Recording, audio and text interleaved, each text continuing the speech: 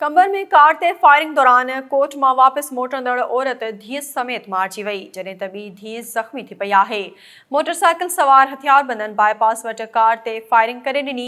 नतीजे में साजिदा उर्फ बेबी ज़ाल दीदार बोहड़ संदसि धीअरूं अकीला ऐं अनीला ज़ख़्मी थी पयूं, जिन खे इलाइक़े वासियुनि ॻणिती जोगी हालत में खणाए लाड़काणे जी चाणक अस्पताल जे हादसनि वारे शोबे में आंदो, जिते डॉक्टर पारां माई साजिदा उर्फ बेबी ऐं संदसि धीअ अकीला जे फोत थियण जी तस्दीक कई वई, जॾहिं त नारी अनीला जो इलाज हलंदड़ आहे।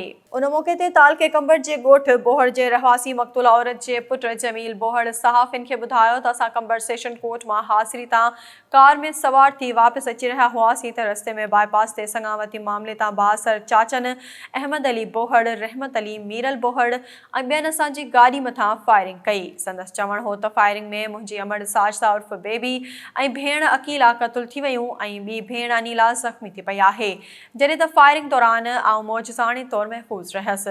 हुन चयो त मुंहिंजे वालिद दीदार अली बोहड़ जो कंहिं हद ताईं ज़हनी तवाज़ुन दुरुस्त नाहे, जंहिं करे बासर चाचा असां सां ज़ुल्म कंदा रहंदा आहिनि।